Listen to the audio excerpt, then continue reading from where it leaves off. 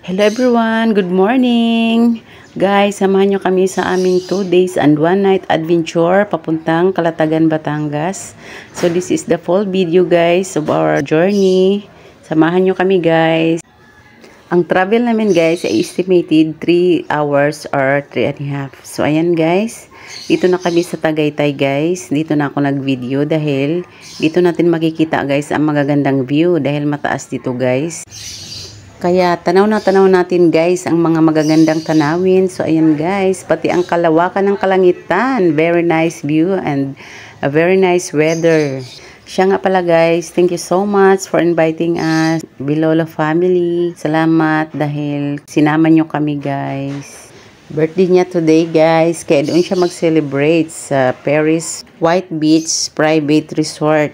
Dito na nga pala kami guys sa Nasugbu, Batangas. So, ibig sabihin, papalapit na ang Calatagan. So, ayan, sa mga nice view pa lang guys, ay busog na ang mga mata natin guys. Sightseeing na lang muna tayo guys para hindi tayo maiinip. Samahan nyo kami guys hanggang kami ay makarating at makauwi. Dahil overnight po kami doon guys. So, ayan, enjoy talaga guys. Day off ang nanay today. Ang ganda talaga guys sa mga view. Kaya enjoy ang gala guys. Lalo na nasa front seat ako guys.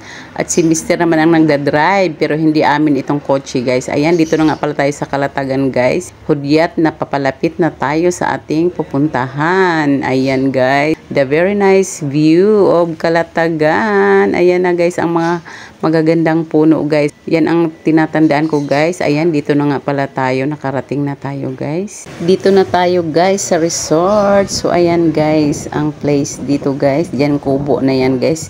Yan ang nirerentahan nila guys. Diyan kami mag-celebrate ng birthday ni Marjorie. So ayan guys, selfie muna ang mudra sa lakas ng hangin. Ayan guys, excited na ang mga kids. Ayan, ang ganda ng dagat o ang linaw ng tubig. Ayan. Ano kaya yung bundok na yun doon? At nung hapon na guys, ganito nang kataas ang tubig guys. Talagang high tide na siya. Malinaw siya pero marami lang talagang seaweeds. Pero mas okay na ang mga seaweeds kaysa sa dikya, di ba? Ang mga bata guys, nag-enjoy na sa tubig. Ang mga nanay naman na magagaling kumanta, nag-enjoy ng kumanta guys. So ayan guys, sana all magaling kumanta.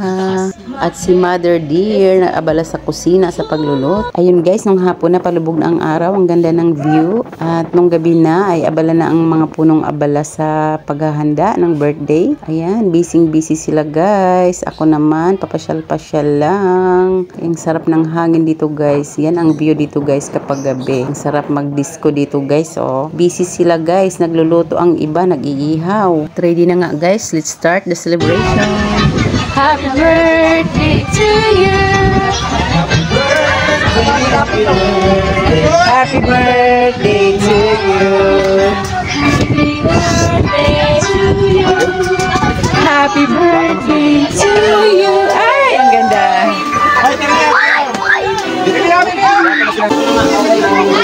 Dito tayo.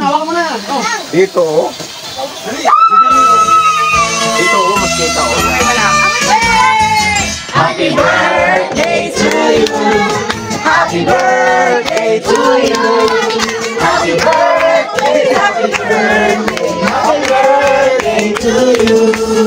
Happy birthday to you. Happy birthday to you.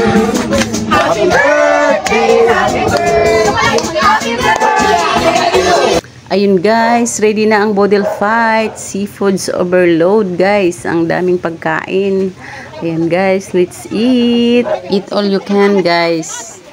Solve na solve ang dinner guys. Thanks for inviting us again, Bilolo family.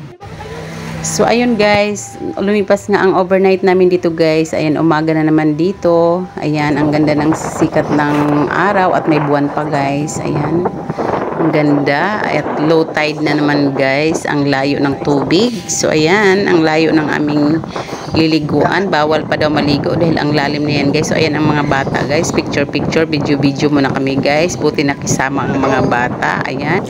Ayun guys, sa aming pagpasyal-pasyal dito habang low tide. Ayan, ang mga ignorante nga taga-bundok. Ayan, mga seaweeds nakikita kung ano-ano mga sea creatures guys. Mga ignorante, char. Ang lawak ng lupa dito guys dahil low tide nga guys. Ayan, mga seaweeds na yan.